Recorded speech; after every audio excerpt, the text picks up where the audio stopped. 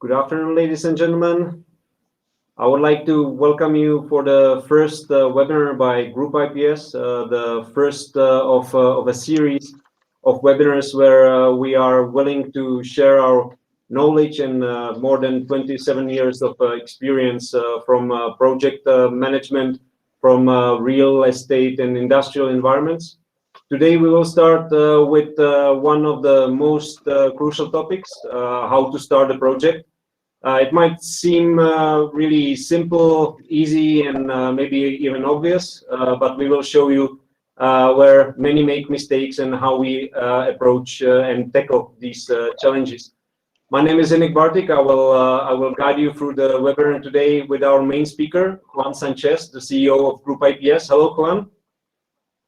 Good afternoon. And let me start briefly with some technical information. You can pose us questions in the chat window. We will collect your questions and I will pose them to Juan in the Q&A session in the end of the session, which is designed to be some 30 minutes of a speech and then Q&A session and interaction with you. We are recording the webinar and you will receive our follow-up email with the recording and with materials after the webinar as well. So let me wish you a pleasant webinar. Enjoy it, have some inspirational insights, and Juan, the floor is yours. Thank you very much, Enik. Hello, everybody. Glad to host you today. I started an IPS webinar series, as Enik was mentioning. As I am still hands-on in IPS, I still develop a function as project director in large capital projects. And these are my learnings. I wanted to explain this as I think everything that I have done through the way is useful in my career. As Steve Jobs used to say, it was connecting the dots. So I hope these learnings that were brought through pharma, food, chemical, and building projects or real estate projects. I'm a civil engineer, master in architecture, by the way. Will be useful.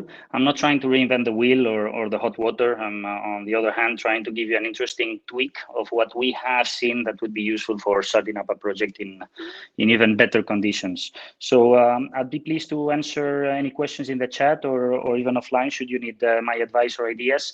And today, briefly, the agenda is going to be what are the pain points? I hope we'll all agree. How does IPS manage this challenge? And then a brief quick Q&A. It's my first webinar, so be kind with me, okay? The first element I wanted to share with you, and it was interesting to see it, is that only 2.5% of the projects go perfectly. So it means that the 97.5 others are trying to make their best.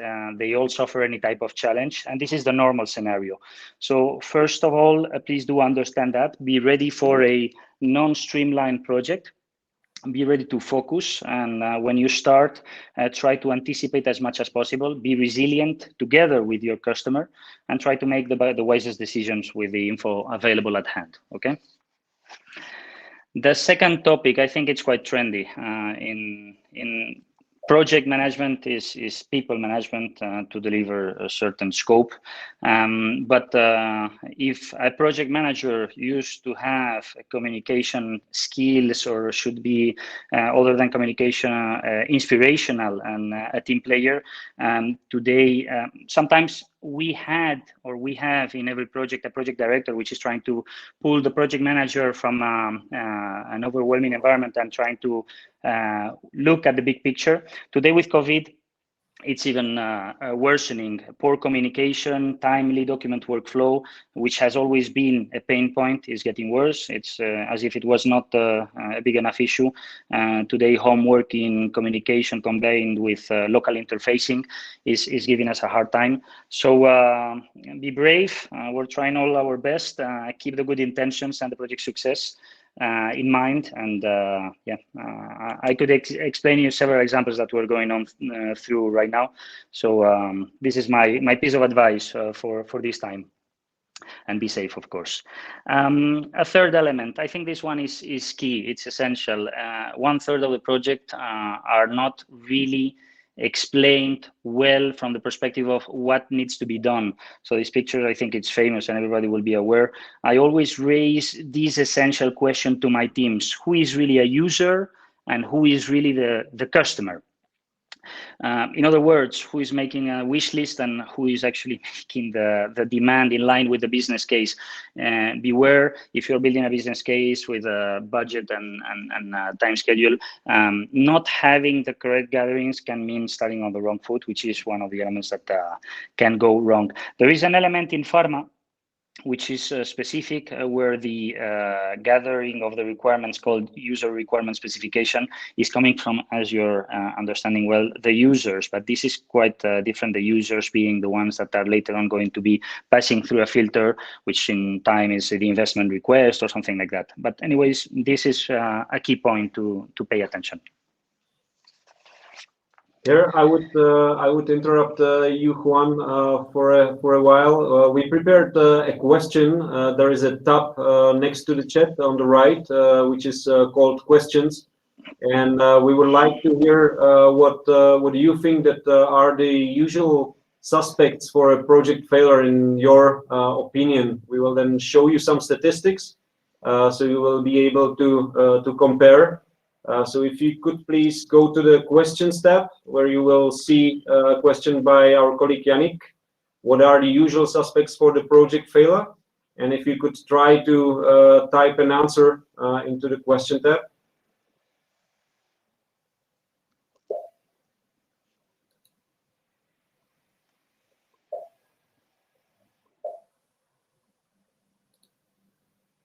So there are some coming: lacking availability of resources is one of those. So far, only one. I see you writing into the chat, so definitely you can use the chat eventually as well. Budget cutoff, last minute budget cutoff. URS unclear, and here, Juan, as I'm not the project management professional, would you know what URS is?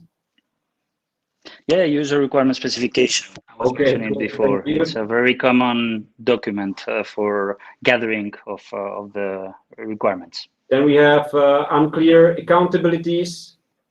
That's valid even in marketing projects, I must say. Inadequate planning or changes in the scope once work started. Sounds familiar to every one of us, I suppose. Perfect. Thanks a lot for your connection and activities. So I will switch one for you to the statistics. Well, actually, this is taken from the PMI statistics. The next slide, Hinek. If you see most of what you're saying, somebody said last-minute budget cutoff, which could be a change in organization priorities. Sometimes as mentioned, a planning which was unreasonable, so starting on the wrong foot would apply for that. There were personal, individual ambition conflicts. Indeed, I agree that there are some of those. I have tried behind every line in red to show what could be examples. So, for example, the team assembly and resource fit is a very, very typical element. I'm going to give you a very stupid example, but you have the right resource. He lives 20 minutes away from the project, but he's not available at the moment that you're getting the order. That's obvious. You have also the possibility to identify the match between the function and the skills of the resource, but it may not go as well in the other stakeholders on the project. There is another one which I particularly would like to raise, because some others we are going to develop later. It's the inadequate sponsor support. There are some times in which decisions need to be taken. If you don't take them timely, then your project is going to be suffering, be it a scope change, and be it a, and when I mean scope, it might impact planning or budget. So timely decisions or sponsor support would be for me one of the elements that is also very key. And the other one, which I mark with a star, is the document management and software. Sometimes having a non-validated document, which is the one who is used for execution, can be a disaster. So I'm talking about very obvious elements, but those three I would like to raise now, because later on we're going to talk about the next one. I see a question: what tool do you use for document management system? Ourselves, we use a combination. We have the BIM 360 environment.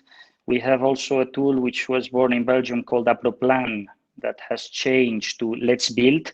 It's a very interesting tool for punch listing or snag listing, but it also serves as a way to report and to share within the stakeholders environment what needs to be done. So you are using what they call indoor mapping technologies, and you are marking what needs to be addressed, by whom, by when, in a collaborative environment. So that leads a possibility, both in real estate and industrial projects, to finish earlier or to start sooner the snag list or the punch listing towards provisional acceptance.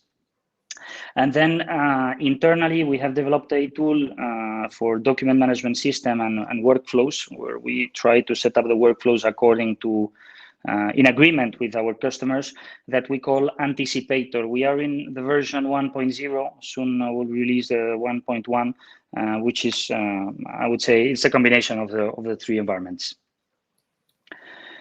So I think from the elements that I was not mentioning before and that you have raised in your chat, there are 4 that have been recurrent and that caught our attention over years.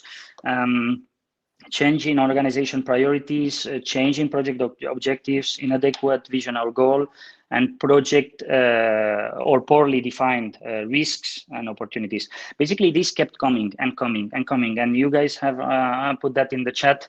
And to be frank, it can drive people crazy. A project manager which is not used to change in let's say he has a critical path identified schedule, or he is working in waterfall, or he is working in different ways, there's no way that this person is going through the course of the project to accommodate as many changes as there are.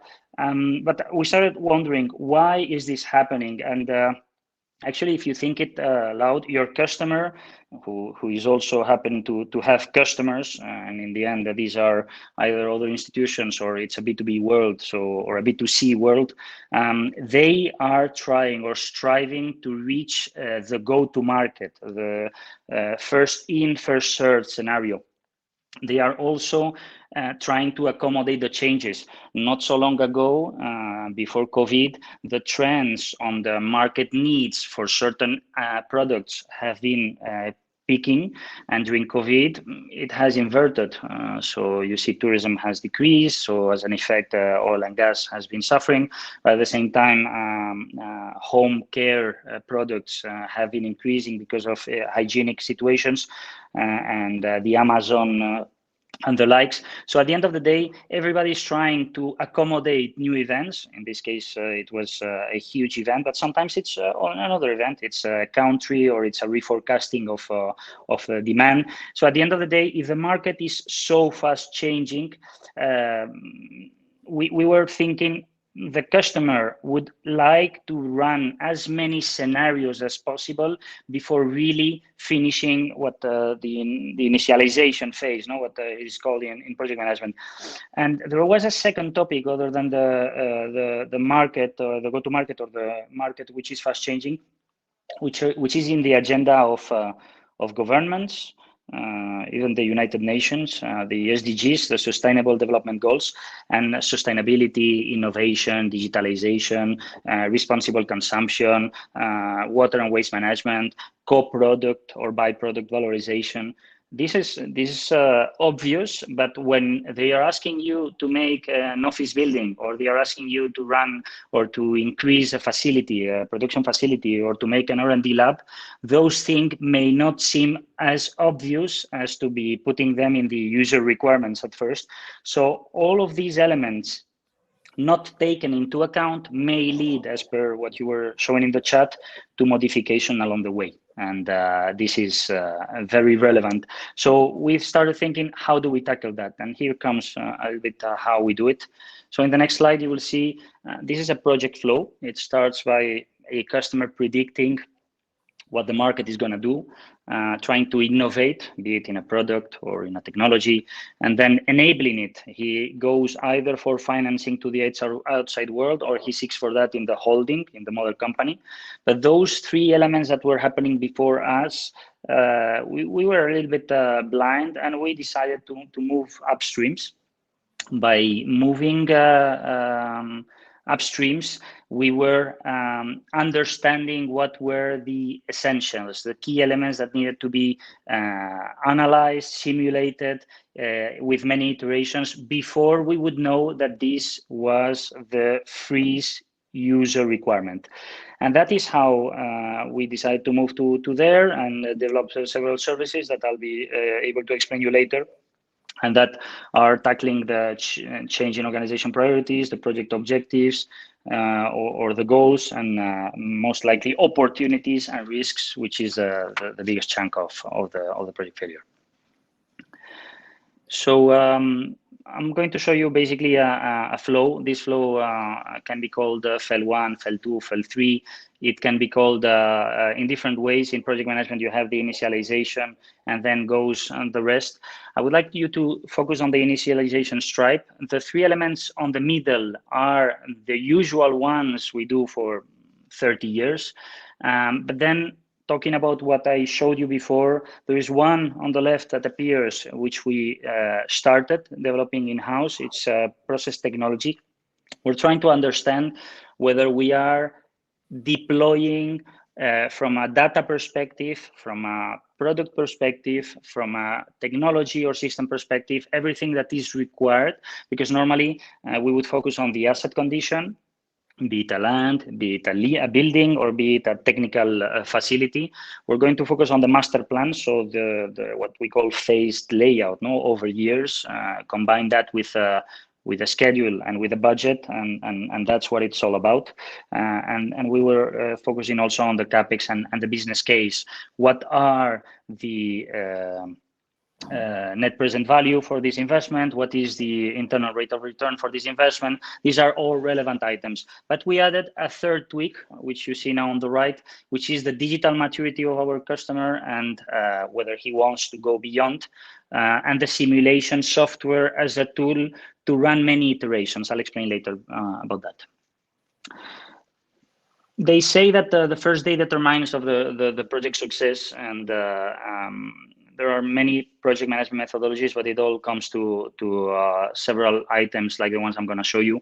We could complexify it more. There is first a project description. In there, you will add several items which are related to the project quality plan, which are related to the project execution plan, which are related to the project controls in the future. But there is mostly a scope, we call it a phase layout. When I was talking about an end date or an early access, this is why a phase layout makes so much sense. Different technologies can be used. Obviously, BIM is a good one for that purpose. There is the phasing schedule. This schedule that you're seeing is not a detailed time schedule level 1. It's not an MS project level 1. It's actually an MS project that we have built in-house, which in a glance, in one page, allows to see from the early beginning of the project, say the transaction, if there was a deal where you just bought the land or an investment has been approved, towards the initialization, and then the design, and then the tendering, and then you will have the manufacturing, and then you'll have the erection, and last but not least, then the commissioning and the likes. So all of this, you can see it per, let's say, sub-project in one page, and that's how we do it. And last but not least, we have the CapEx, the OpEx, the S-curves, and then very importantly, please always just ask, what is the business case? What were the initial figures forecasted? Because I've seen many times 10 million euros project, 50 million euros project, and at the end of the day, we say yeah, 55, and then they say, okay, then we need to iterate. Should you know before, then you would have found a way to do the value engineering so that the project does not get delayed later, right? So that's how we do it, or how the world does it as well. What I would like to focus in here is on the risk register. So this X, which is fully of red elements at the early beginning, some of them become orange and then later become green. You are weighing them, you're putting the weight. Sometimes it's about the land, sometimes it's about the building, sometimes it's about a long lead time item, a huge transformer, an electrical line that needs to be brought from far away, an environmental permit, a building permit, you know, and the usual suspects are always two. It's the permitting, environmental or building. So we have the right side, we will do a permitting roadmap. This is essential. I would even advise you that you treat it as priority in every project. Sooner or later, they come back. And the other one, which is on the left, is the procurement or sourcing strategy. You split in the packages, you define whether it's a design and build project, or it's a design and a separate build. You talk about a build to suit, you talk about a build to own, then it's one developer. If you wish to package it further, etc., etc., etc. These for us are essential part of the risk register, and we give them so much credit that we actually prepare two separate documents that belong in the project execution plan later. I would maybe So that's interrupt you for a second, Juan. For those who are interested in how we deal with these things in detail, these are exactly the topics for the other episodes of our webinars. So stay connected with us, and we will dig into the more detail with our colleagues as well. Sorry for that. Oh, thank you, Hinek. And then we start with the tweaks. This one is brand new at IPS, so it's a relatively new product.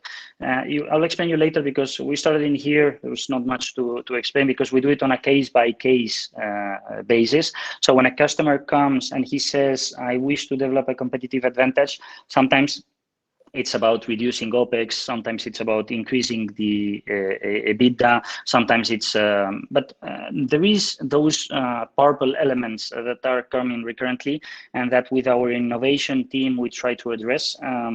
Based on, as I said, the data, there might be a possibility for loop closure. So you have something that is waste and you wish to recover it. Somehow the co-product valorization, not being exactly waste, but maybe could be waste. Why not bringing it back into the circuit of gains and incomes for that purpose? Today, you may have heard about vegetable proteins. You may have heard about waste to become energy. Those things we are facing quite some lately. But then in the other purple elements, you may see things as process efficiency. Sometimes you have I don't know, a compressed air circuit which is leaking, and there is elements to be checked at which are very basic. Some others are a bit more complex. And why not even norms compliance? There are countries in which by just checking on those elements, there is a big win, just because you will not be liable anymore, and liability, you know, comes with fines and other topics. So this is something that we're doing lately, and it's the left part of what I was showing you before. And then I'm going to show you the digital part. We run two things. One is a digitalization audit. It's a maturity scan. Humbly speaking, we simply want to know what the customer wants to replicate from what he uses today. So is there any vertical integration, the ERP system, SAP, etc., etc.?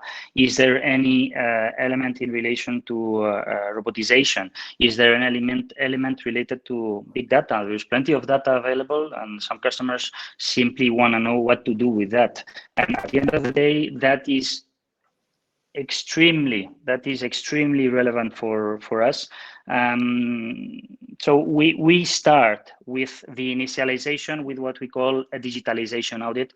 You may see for productivity purposes, operational expenses, energy is a reason as well to run for that, and safety and the likes. So that's one. And there is another one that we use a lot. You will be more maybe attached to this one. It's a simulation software. Yes, we use BIM. Yes, we do 3D layouts, but what's the extra mile to that? How can you iterate and run so many iterations that later on this is useful for the customer to say, yes, okay, this is the choice I want to make. No, we first identify for a real estate project, and it goes for both. What is the cost structure of a project that makes the most operational expenses? Sometimes it's the maintenance, sometimes it's flows. It can be people flow, it can be a material flow, it can be a waste flow. And by just trying to iterate, we use for your information FlexSim, but also AniLogic simulation software. We model the operations, and in this case it can be an office layout, very simply said, or it can be a full factory where you're seeing a customer that wants. There was a customer that told us, my land, I have scarcity of surface, and my land can only host extra 6,000 square meters. And the idea he had is, well, I have this other customer that wants me to make a new production facility, but I know for a fact this is taking always 10,000 square meters. So there's a question, how do I make 6,000 fit in 10,000? Well, there's a way. We first look at the existing facility. We try to redesign. Sometimes the opportunity areas are the warehouses because you have that stock and you could eventually turn it into an opportunity area to increase your surface, and you can compact it. You can outsource into the outside world for them not to have just that stock. But there's also other ways. We have seen projects in industrial, in this case, where an operator has the warehouse, the facility, the workshop, where he's going every 2 weeks to make a reparation of a molding or a molding device.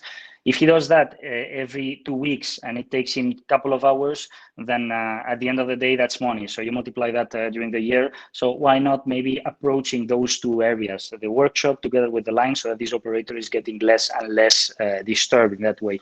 So those things will, in the end, bring less cost. But it's not only that. We are iterating on the existing data, and the outcome will be as lean as possible facility, which will carry the business for the future. But we were thinking, how can we help more? So I can give you more examples. In the event that you want to increase population, where will be the bottleneck?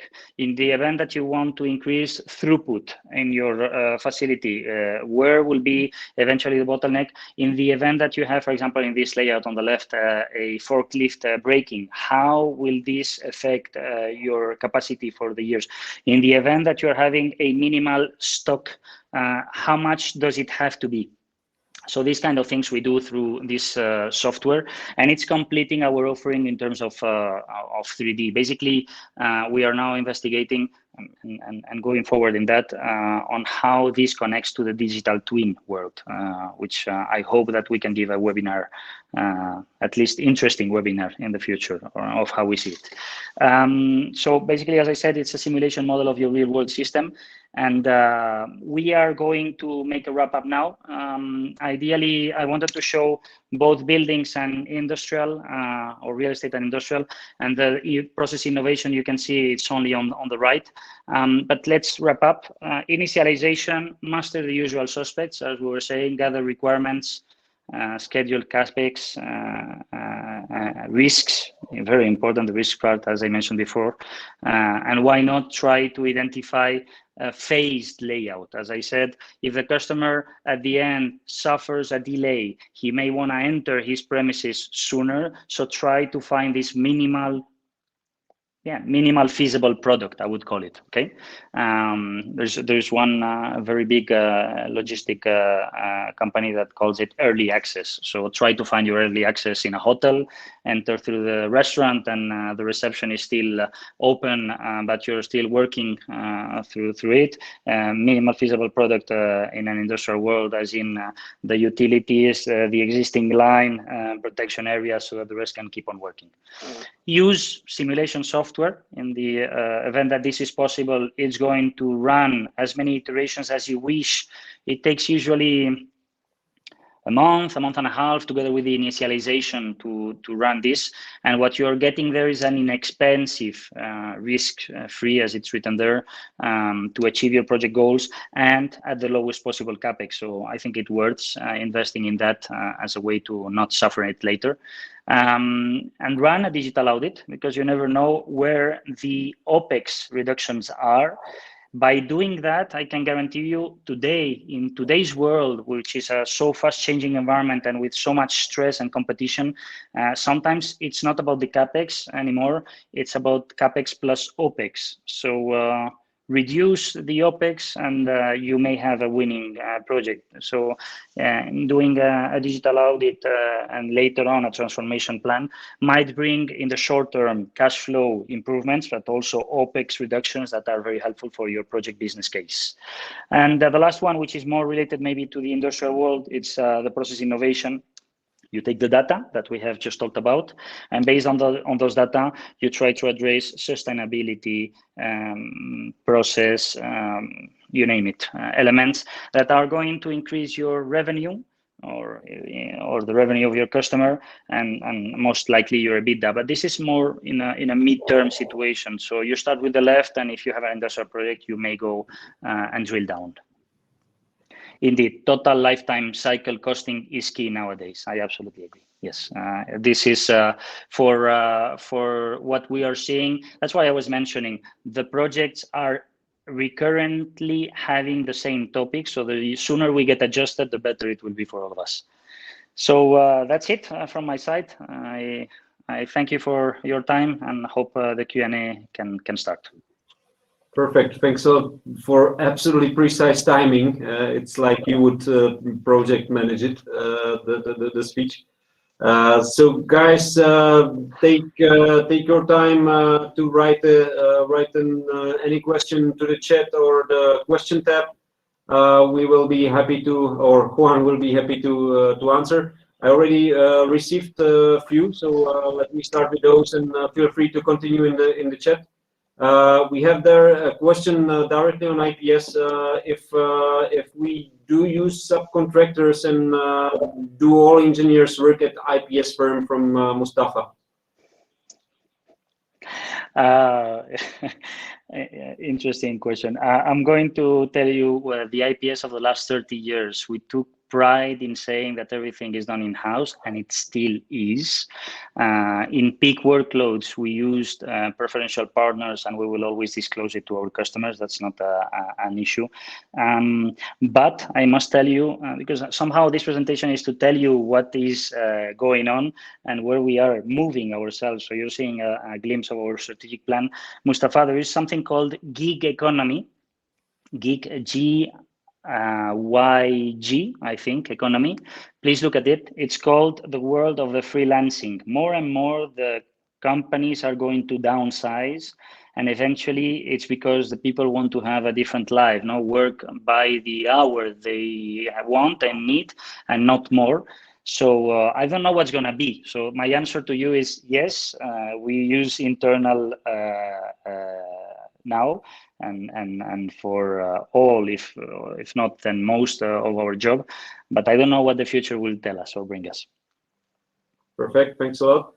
We also have a question on the simulations. What do you need as a starting point for simulation in operations? Okay, this one is quite technical, so I hope I didn't put a glossary in this one. Maybe you'll ask some questions. So the first thing is what's the target output, what we want to deal with in this study. Maybe it's staff calculation, because we think that we have a population that can be dealt with in a more optimized way. Is it safety design? Sometimes industrial safety workspace is or building workspace safety is key. There is this customer that, for example, wants to show the capacity of getting out of a building which has no compartmentation in less than 20 minutes with a high population. So whatever you guys are looking for, or maybe you're simply looking for not cross flows because you want to avoid cross contamination in food or whatsoever, warehouse saturation, yeah, whatever, you name it. And then we collect the data. What we'll typically ask you is the PFD, so the process flow diagram. If you have a value stream mapping, it would be useful, because then we will detect the pain points, and those pain points are simulated to make stress calculations or stress simulations. We'll ask you for a flow layout, something which is a spaghetti layout, if you wish to call it, and we know material, person, waste, and then there is the characterization. So may you be using forklifts or other transport means. With that, we start putting that in our software, and then I was going to say the magic begins, because it looks like magic for me when I see it. Thanks a lot. Another question from Breckman. Do you incorporate the asset manager from the customer in your project team? Excellent question. The asset manager, as in the final, if it is a greenfield, the final user, yes, is involved, which in industrial projects would be sort of the asset manager. In industrial build, in logistics and real estate projects, definitely. It's, I would say, is what we would call the end user. So we incorporate him indeed, because one thing is what the customer who has a mandate to develop, and another thing is what the fine-tuning of the user may bring to this project. So yes. Cool. Another question. It's coming from Jeff Harlick. What makes a good project execution plan, and when should this be put in place, for example, during the planning phase? Actually, I would recommend that the project execution plan is done during the initialization phase. If you don't have a problem, what I showed in one of the slides were the key or essential documents, you will be iterating over those. So my recommendation is that it goes into the initialization. I would say as a minimum, a project description, including organizational chart, the stakeholders, let's say, dynamics, process approval, the decision makers, the risk register, and then you go with the layout, phase layout, the schedule on a phase as well, and then the CapEx and OpEx elements. All that, you put it in an envelope, and this is a baby or a draft project execution plan to be later on iterated. Great, perfect. Thanks a lot. We have one note from Gert, who was posing the previous question. He just wrote to the chat that what I always found very useful is strict change documentation signed by the customer, including effect on time, budget, and delivery. I wanted to answer this one. Yes, it's what we called previously document management system and workflow. I definitely agree with you. Even from phase to phase, we are seeing that sometimes not being strict leads to misunderstanding. So in Spain, we say the clear things make good friends. So I cannot agree more with you. So a scope change log will be essential. Difficult because it's coming back to what I said before, a human interaction, and sometimes you don't want to hurt any feelings and so on. But as I said, clear things make good friends. Perfect. Thanks a lot.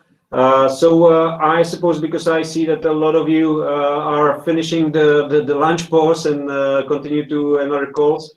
So we would move from the Q&A session to really short closing of the session, if fine with you, Juan. Sure. I like that. I thought there would be less questions, and I really liked it. So thank you. So basically, IPS, summing up, we're in different industries, real estate and the other that I just mentioned. You can consider us an EPCM, but as you can see from the three colored bottoms, consulting, which is what I told you is the basic part of the initialization. Technological innovation or process innovation, which I explained you is our new product, and digital supply chain and operations, which is where we do the digital audit and the simulation software. So you can count with us or on us from strategic consulting level until the project finishing or project commissioning. I really hope it was useful and interesting. I'll be glad if you can give some feedback, please. It was my first webinar, as I said. But I also would be interested if you have, there's my email, so either sending it. Have you considered these angles and how do you start your projects? Maybe just as an informal conversation, I'll be glad to go through that with you. Thank you very much, everybody.